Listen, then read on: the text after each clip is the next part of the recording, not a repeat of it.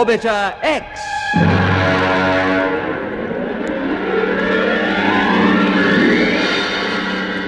Episode 4, Flight to the Moon.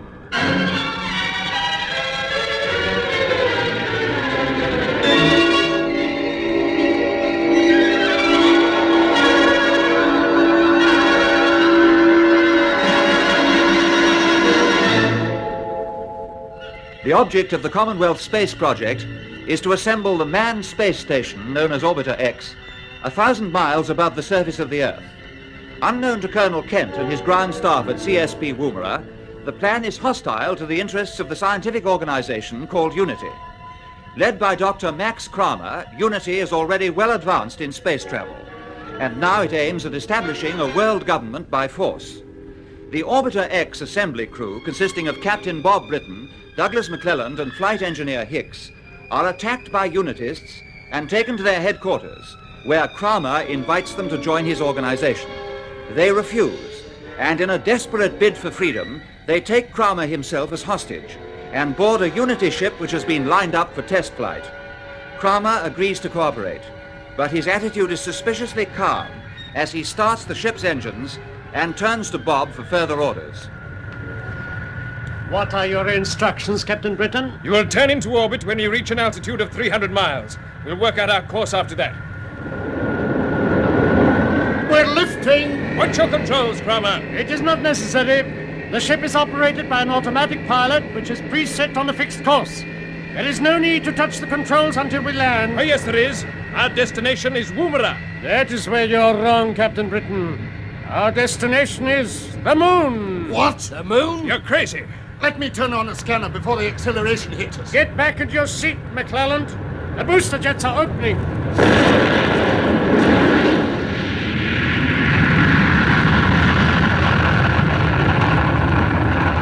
Oh, that was quite a punch. It certainly was. You can turn on the scanner now, Mac. Okay. Look. That's the Earth underneath us. Yes, and where do we take off from? Judging by our course now, it could have been from somewhere in South America. Am I right, Kramer? I have nothing to say. Then take over the controls and prepare to turn into orbit. Must I repeat myself? The controls are locked in an automatic pilot. Then unlock them and look sharp about it. Listen to me. This ship has been built for a specific job. It is designed to operate between my Earth headquarters and the Unity base on the moon. We're back to that nonsense, are we? Let him go on. Thank you. No provision has been made to operate the ship manually during its journey because we are satisfied that the automatic pilot is virtually foolproof. And what are these controls in front of us? Auxiliary retrojets. They can only be operated on the point of landing, and they are simply used for selecting the appropriate landing platform at the receiving end. And the receiving end in this case is supposed to be the moon, is it? Yes. I gather you find it difficult to absorb the fact, but it's perfectly true.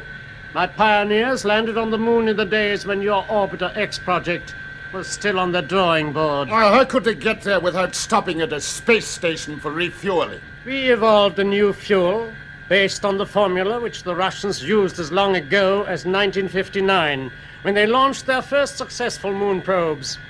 Even at that time, Professor Vladimir Dobronravov revealed to the world that their first projectile was large enough to contain a cabin for 2 or 3 people. In view of the general advance since then, I fail to understand your apparent wonder at our Unity achievements. Tell us about this moon base of yours. Well, as you would expect, it consists of a series of pressurized caves in the wall of a crater. Yes? We started with one cave, we sealed the walls with plastic, provided double doors and a lock at the entrance, and pumped in air. I see. From that small beginning, we now have workshops, living accommodation, an observatory and control room, even an agricultural center. You shall see for yourselves in due course. As much as I'd like to, it's my duty to hand you over to our people in Woomera. Mac, you must check over the controls for ourselves. Yes, I think we'd better. Hickey, just sort out the radio equipment. I want to talk to Colonel Kent in Woomera. Okay, Bob, I'll have a look at it. You can save yourself the trouble, Hicks. When I started the ship's engines, I also took the precaution of switching the voltage control. You'll find the circuit is burnt out. So, my dear Britton, your friend Colonel Kent will not be hearing from you.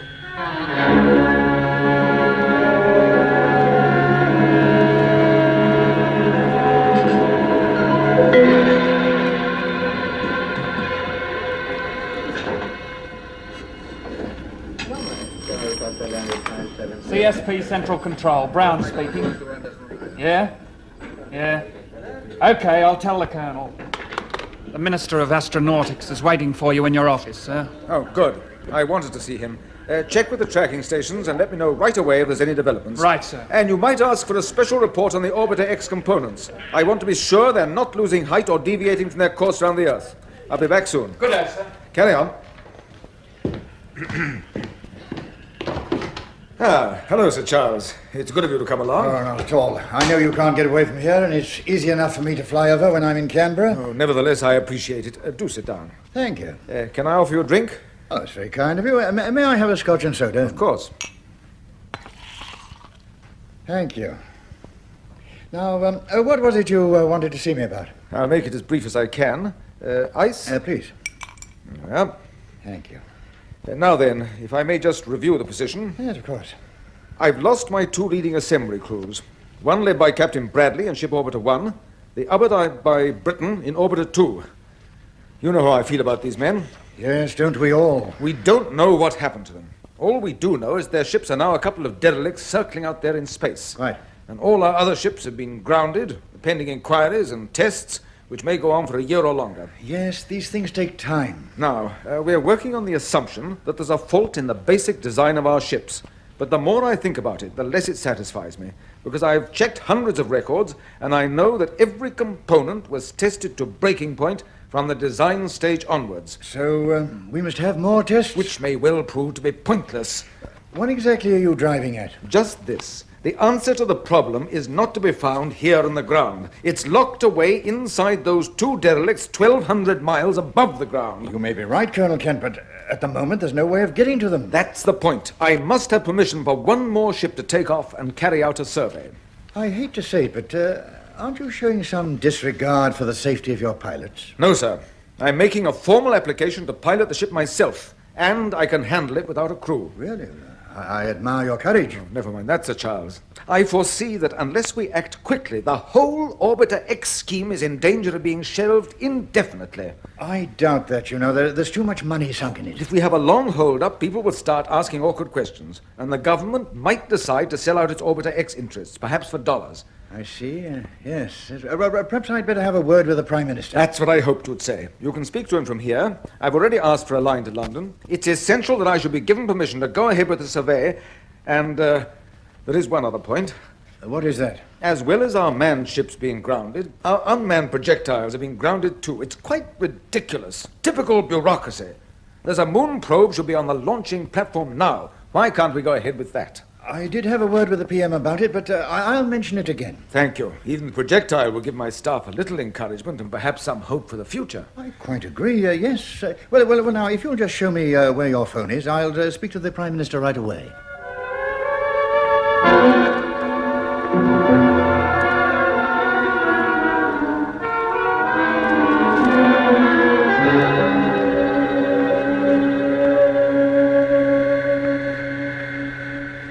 So much for the engine room, Bob. Yes. As far as I can see, Kramer was telling the truth about the controls. The only way we could change the ship's course would be by using a socking great shifting spanner on those compression valves. And where would that get us? Well, by opening the starboard jets, we might be able to turn back towards the Earth. The chances are we'd either burn up in the atmosphere or shoot past without even getting into orbit. I suppose you're right. I know I am. You can't maneuver a spaceship by playing around with valves and spanners. To interfere with the automatic pilot would be just as dangerous. So whether we like it or not, we shall be seeing the Unity moon base. Yes. The old pipe dream comes true. And it had to happen this way. Well, at least we don't have to worry about how we get there. No. Our worry is how we're going to get back. Come on. Better go to the cabin and see what's happening. Ah, Captain Britain. Have you satisfied yourself that everything is as I said? Yes? No luck, sir. No. What about the radio? That's a complete write-off. Can't do anything with it at all. Why is the computer clicking? As this is still a test flight, I'm checking stresses on the hull. Well, I hope you're satisfied with the results. Yes, everything appears to be in order, despite the fact that my engineers were unable to make a final check before takeoff. And you will be interested to know that we are following the predicted moon course. What happens if we don't? The error would be put right by radio control from either the Earth or Moon headquarters.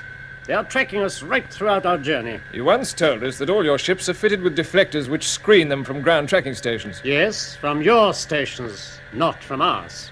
Yes, but if we could turn off the deflectors, there's a chance we might be spotted by Woomera. Where's the switch, Kramer? There is none.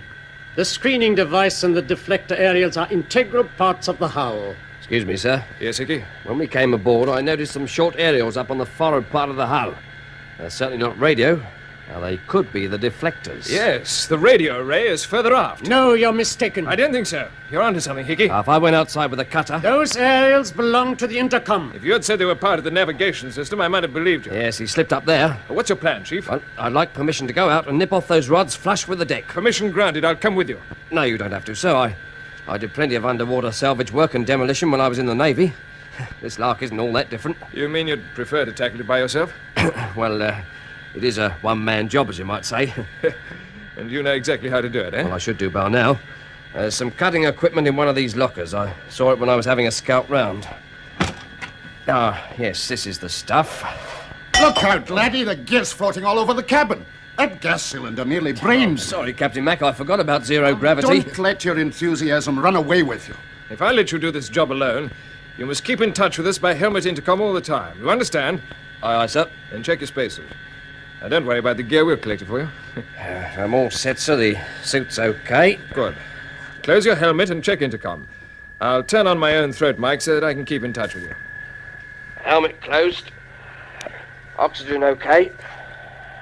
Checking intercom. 1, 2, 3, 4. Fine. Can you hear me? I'm not closing my helmet, but the intercom should be working. Yes, loud and clear. Open the airlock for him, Mac. Okay. Got everything you want, Hickey? Yes, sir. Right. In you go. Good luck, chum. Thanks, Bob. And don't forget to make your lifeline fast before you step through the outer hatch. Oh, I won't. This is where old Hickey comes into his own. Yeah, it's rather like leaving a sub.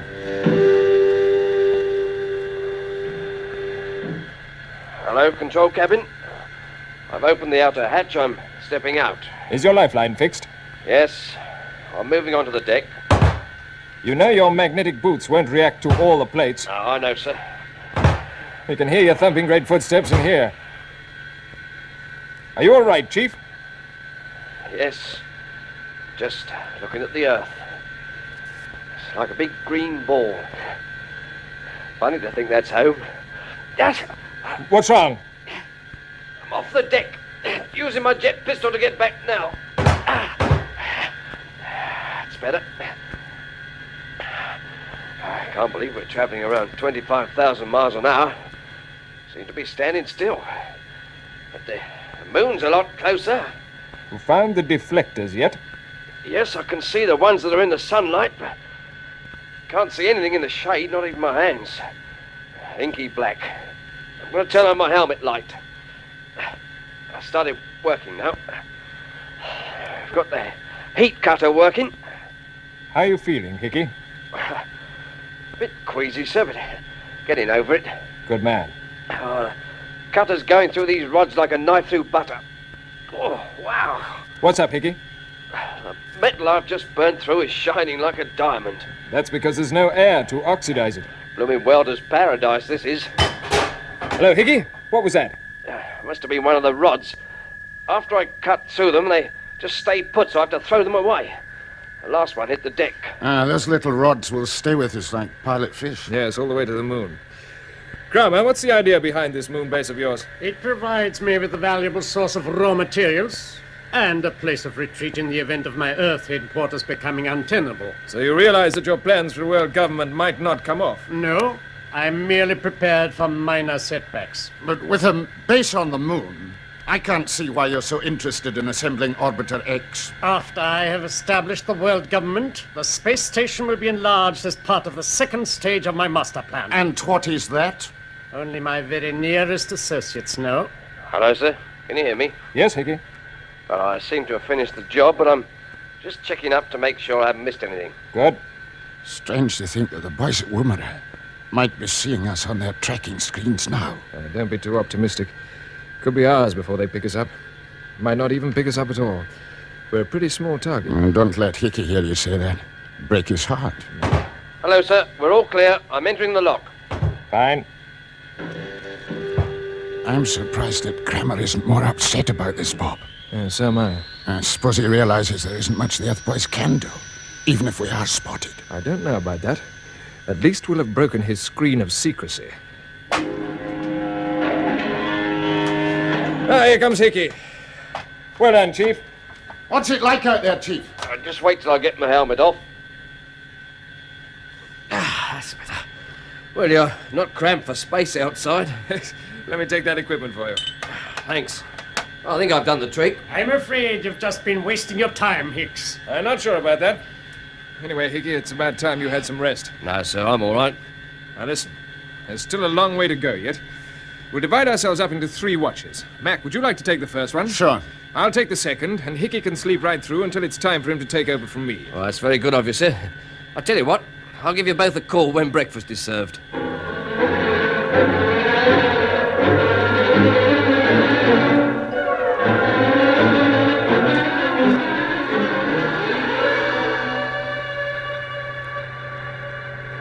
Mac. Captain Mac. Got some nice hot coffee for you. What's that? Coffee. Oh, it's you, Hickey. How are we doing? We're getting pretty close to our target now. We are we? Now, hold on to this squeeze bottle and don't scald yourself. Okay.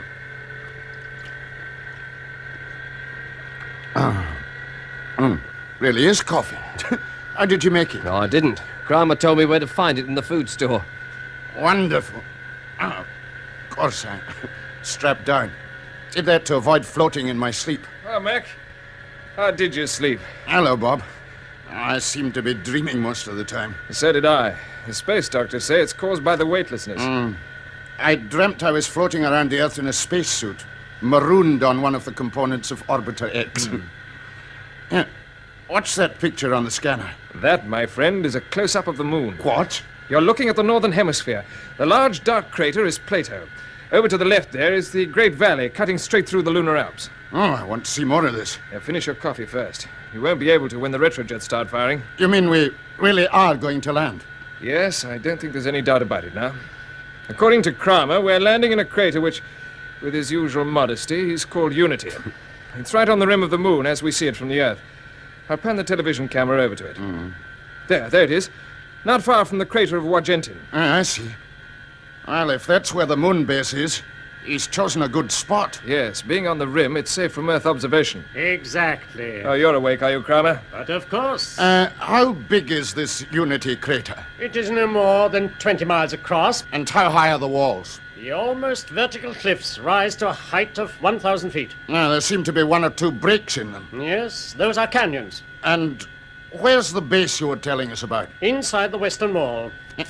I can see something flashing down there. Yes, what is it, Kramer? That is our landing platform. As you see, my staff are there to receive us. I shall now stand by the auxiliary retro controls in order to make any final adjustments necessary to bring us down onto the target. Hello, what's that? The warning that the ship's inverters are about to start preparatory to landing. Here they go. We're turning over. Nose to tail. Get into your contour seats and fasten your belts. When the tail is pointing towards the landing platform, the retrojets will open. The jets are about to fire. Prepare for de-acceleration.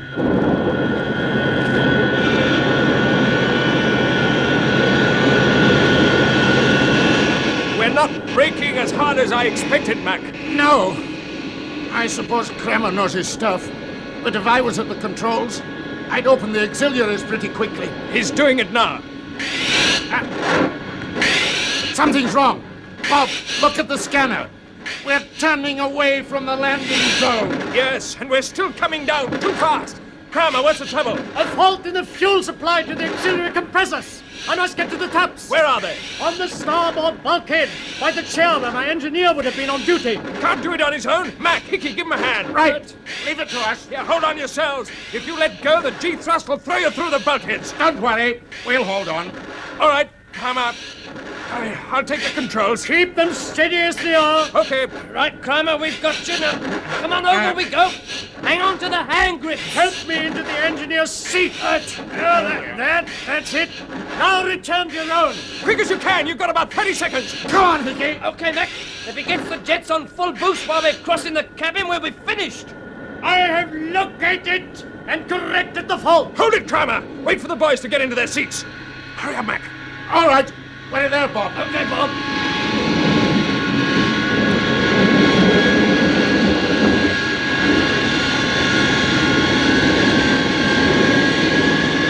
Guns coming up.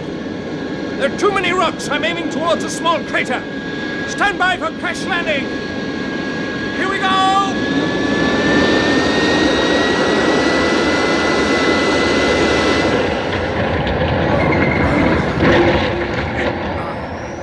Bob, you hurt? No, nothing serious. What about the rest of you? I'm all right. And me, sir. Just fastened my belt in time. Good. And Kramer? Thank you for your interest, Britain. I'm quite safe. We are losing pressure through the engine room. I must toast the bulkhead. Funny, I'm rather glad Kramer's all right. I must be moonstruck. No, Hickey, he's a strange character. I wonder why he gave us time to get back to our seats like that. Yes. Why did you do it, Kramer? For purely economic reasons. You happen to be of more potential value to me alive than dead. Oh, I thought we might have been on the brink of a beautiful friendship. Turn it up, Hickey. Okay, sir. Well, so we're on the moon. It's good to feel a bit of gravity again, although there isn't much of it. What's that? The ship moved. Yes, it did. Can't see much from the observation windows until the dust clears outside. Something's going on. Kramer, have you any idea where we are? Yes, I have. Well, go on. What's wrong? We have landed on quicksands. What? Quicksands? Are you sure? Yes, I know these areas only too well. Well, we'd better get out of here. If you leave the ship, you'll be swallowed up. In fact, there's a very real danger that the whole ship might be buried. Are you serious? Quite serious. We are sinking now. Well, can't we start the jets? They are choked in dust. If you turn them on, the compressors will explode. Well, you're supposed to be the mastermind. What about it, eh? What do we do? Our course will have been plotted by the staff at Moon Headquarters. It's probably been plotted at Woomera too, but that doesn't help us to get out of this mess. Listen to me. My HQ staff will have put rescue measures into operation already. They will know our position and no time will be wasted. But how are they going to reach us here? They can't travel over those sands. Nothing is impossible. And regarding your remark about Woomera, Hicks, you and your friends have overlooked a most important point. Oh, yes? You did indeed destroy the ship's deflectors, but this would have become immediately apparent to my staffs, both here and on the Earth. Within a very short time, they would have started their interference transmitters.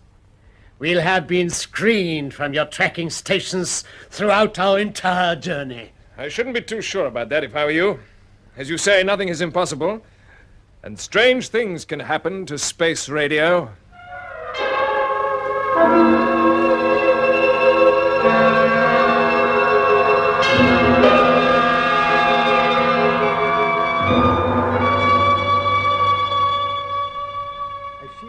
Very well, Prime Minister. I quite understand.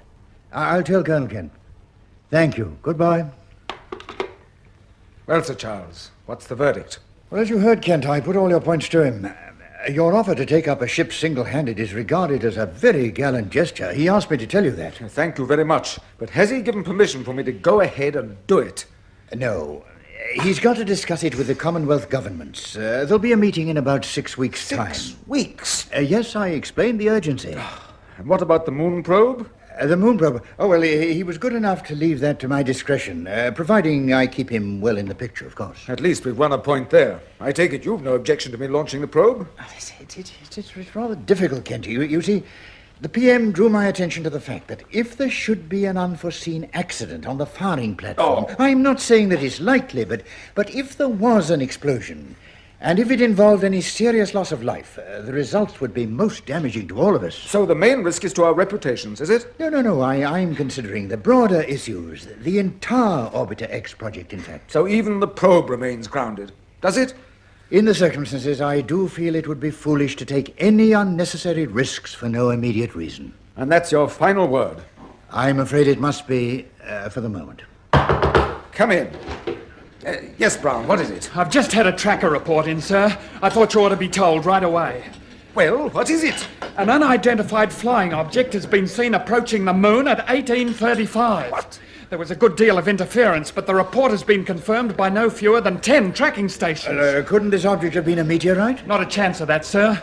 The trackers held it for almost a minute before it disappeared into the Wargentin area near the rim of the moon. Did they get a description of it? Only that it was cigar-shaped, made of metal, and rather bigger than anything we know to be in production on Earth, sir. Right. I'll follow this up at once. Right, sir. Sir Charles, a moment ago you said it would be foolish to take any unnecessary risks for no immediate reason. Now we have that reason. So, can I have permission to launch the probe?